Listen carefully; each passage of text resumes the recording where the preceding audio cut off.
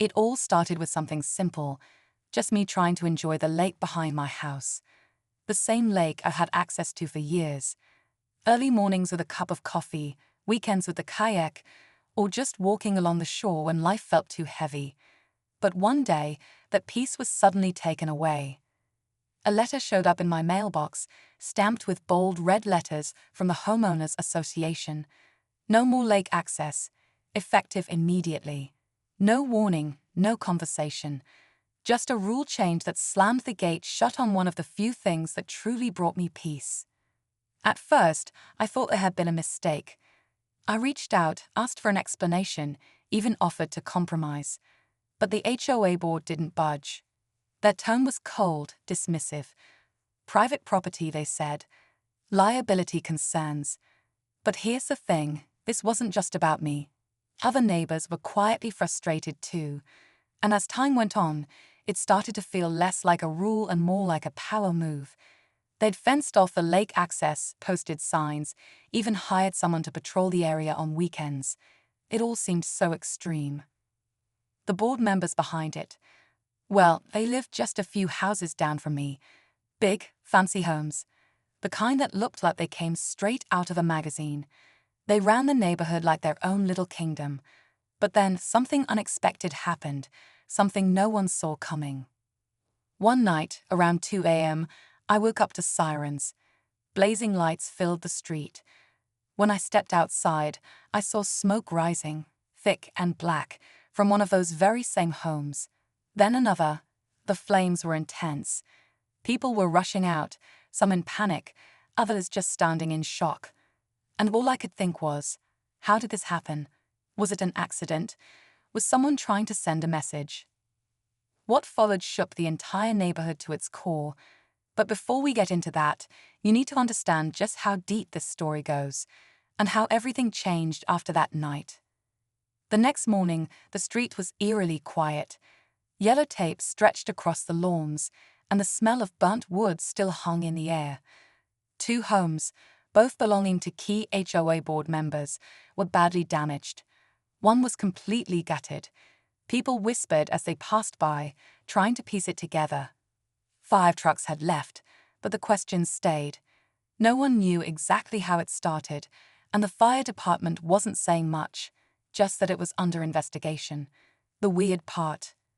There was no storm, no lightning, no downed wires. It hadn't rained in weeks. Something felt off. By that afternoon, rumors started to spread. Some folks thought it was electrical. Others muttered about gas leaks. But a few people, quiet, cautious voices, started asking, what if it wasn't an accident? It's the kind of thing you don't want to believe, but you also can't ignore. Especially in a neighborhood where everything had become so tense. After the lake access was taken away, the mood shifted. People weren't just frustrated, they were angry. And the board didn't seem to care. They doubled down, enforcing more rules. Fines started showing up on people's doorsteps for ridiculous things. Trash cans left out an hour too late, paint colors that were too bright, even garden gnomes. It felt like the HOA was on a power trip, and now 2 of their houses were gone, just like that. As much as I wanted to feel sorry, I couldn't ignore how strange the timing was.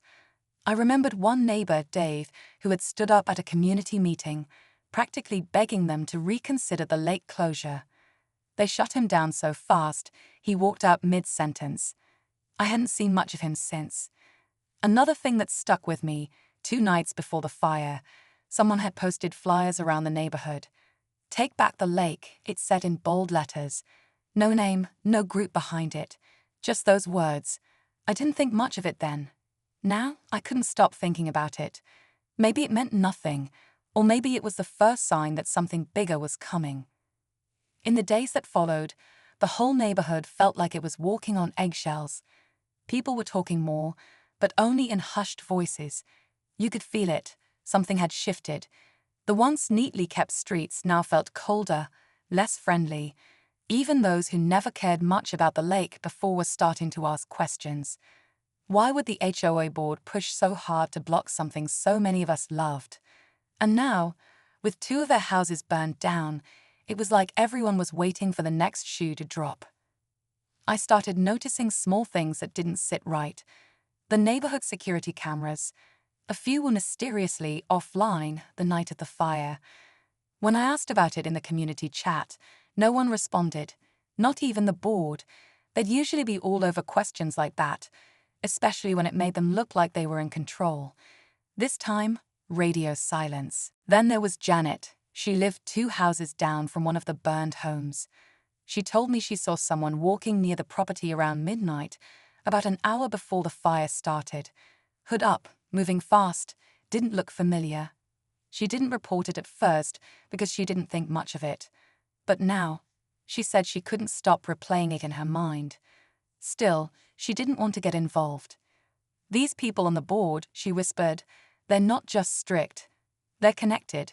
It's not just about rules. Meanwhile, that Take Back the Lake flyer started showing up again, this time stuffed in mailboxes, stuck under windshield wipers at the grocery store, even taped to the HOA's notice board. Someone out there wasn't just upset, they were organizing. And while no one came forward, you could feel that a quiet resistance was building. A few neighbors, ones I hadn't spoken to in years, started knocking on my door just to talk. Some shared stories about the HOA threatening them with lawsuits over the smallest things. Others had paid hundreds in fines they didn't even know they owed. It wasn't just about the lake anymore. This was about control, power, and fear. And whoever was behind those flyers, they weren't done yet. About a week after the fires, things reached a boiling point. The HOA tried to hold an emergency board meeting, probably to do damage control. But this time, it wasn't business as usual. The clubhouse was packed, standing room only. I'd never seen so many neighbors show up. People who usually kept to themselves were now front and center, demanding answers. Why was the lake still blocked? What were they hiding about the fire? Why hadn't the cameras worked? The board, clearly shaken, kept dodging the questions. Their president, Tom, just kept repeating, "We're following protocol," like it was some kind of shield. Then something wild happened. Mid-meeting, someone slid an envelope across the board's table. No one saw who did it. Tom opened it, and whatever was inside made him pale instantly.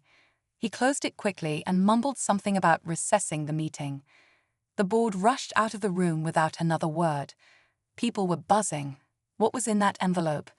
Was it a threat? Evidence? Someone near the front claimed they caught a glimpse of photos, grainy, but possibly of a person near one of the board members' homes the night of the fire.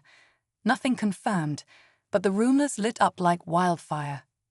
Outside, I saw Dave again, the same neighbor who had stormed out of the earlier meeting weeks back. He looked different now. Focused, not angry, just determined. We talked briefly, and he hinted that a group of neighbors had been quietly collecting documents, emails, even drone footage of the lake access area before it was fenced off.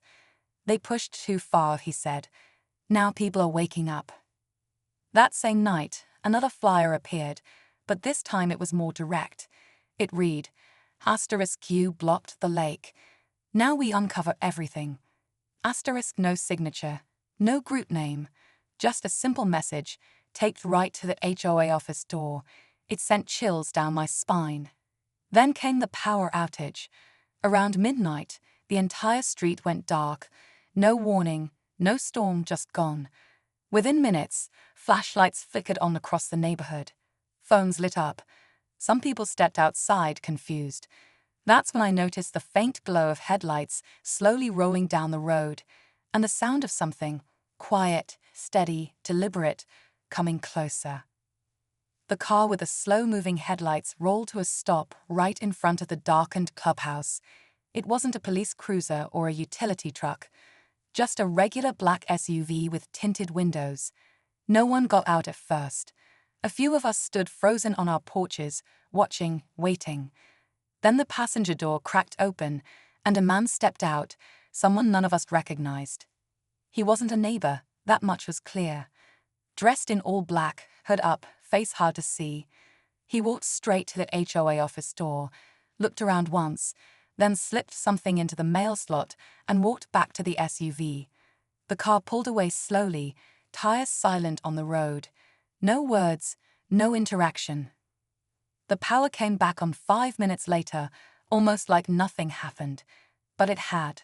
That night, everything changed again. By morning, news had spread that the HOA president, Tom, had left town. Not officially, not with a statement or anything, just gone. His house was dark, mailbox overflowing. Some neighbors said they saw him loading a truck the night before the outage. Others said they hadn't seen him in days. Either way, it felt like a desertion. The rest of the board tried to keep up appearances, but people had stopped listening. Then came the twist none of us were ready for. A neighbor, Susan, who lived near the edge of the blocked lake path, posted something in the community Facebook group. She'd received a certified letter from a lawyer. It claimed her property line technically extended through part of the private lake path that HOA had fenced off. The letter included surveys, dated records, and a quiet settlement offer that the HOA had supposedly tried to keep under wraps. If true, it meant the lake access had never been fully theirs to close. Susan wasn't the only one. Over the next few days, more neighbors started digging into property records, and suddenly, pieces of the puzzle started falling into place. This wasn't just a petty HOA rule, it looked more and more like a cover-up. Someone had known, and they'd tried to keep it buried. But why? Why go this far? Fires, disappearances, threatening flyers, and now legal documents exposing potential fraud. It felt like something much bigger was unraveling, and whatever it was, we were just scratching the surface. The neighborhood was buzzing now, but not with gossip, with purpose. A group of residents organized an emergency town hall, completely separate from the HOA. We gathered in the park near the blocked lake trail, right where it all began. People brought paperwork, photos, even drone footage showing the lake access point years before the HOA claimed it as private property. Dave stepped up and, for the first time, laid it all out. He and a few others had been quietly building a case, backed by lawyers, showing that the HOA had knowingly overstepped their authority. The fencing, the enforcement, the fines, they were never legal to begin with. Then came the real bombshell. A retired city planner, who had lived in the neighborhood for years, produced a copy of the original zoning map. It clearly showed the lake path was part of a public easement, open to residents since the neighborhood was first developed. The HOA had no right to close it, and that envelope that had spooked Tom during the board meeting. It wasn't a threat, it was a copy of that very map, along with a legal notice from a resident-funded attorney demanding the lake be reopened immediately or face a full-blown lawsuit. That explained Tom's sudden exit, but what no one saw coming was who had helped uncover it all. It wasn't Dave or even Susan, it was Janet, the quiet woman next door who'd said she didn't want to get involved. Turns out, she used to be a paralegal. She quietly helped residents file the public records requests, combed through legal archives, and even tipped off the city about that HOA's actions. And the anonymous flyers. All her. I didn't want credit, she said. I just wanted our neighborhood back. Within a week, the fencing around the lake was removed. The access gate was unlocked. Neighbors walked the trail again, like it was a small act of rebellion. The HOA board resigned, one by one, trying to avoid public backlash. Peace was finally returning. But just as we were starting to breathe again, a new letter arrived. This one from a private developer. It claimed they'd purchased rights to the land around the lake, and they were exploring future plans for private docks and a gated recreation area. Different players, same game. So yeah, the fight over the lake was over. But the battle for the neighborhood, that might have just begun. The letter from the private developer hit us like a second wave, but this time, we were ready. The neighborhood, once divided and quiet, had become united through everything we'd been through. People who barely nodded at each other a few months ago were now meeting weekly, organizing, planning, and staying informed. We didn't panic. Instead, we got proactive. A committee was formed, made up of residents, not board members, with Janet and Dave leading the charge. They worked with a real estate attorney to look into the developer's claim and found loopholes in the supposed purchase agreement. Nothing was final. The land asterisk around asterisk, the lake still had protections under city zoning, and public access could still be defended. The best part? The city finally got involved. With all the noise we'd made, the attention brought in local news coverage. Suddenly, the HOA's past actions, the fire investigation, and the attempted takeover of public land weren't just our problem, they were everyone's business. That pressure forced the developer to back off for now. The letter was nothing more than a feeler, and when they realized we weren't going to roll over, they moved on. In the end, the lake was ours again, not just physically, but emotionally too. It became more than just a path or a view. It stood for something. A reminder that even the smallest communities can stand up when pushed too far. The fires were ruled accidental, caused by outdated wiring, but in a strange way, they lit something bigger, a spark in all of us.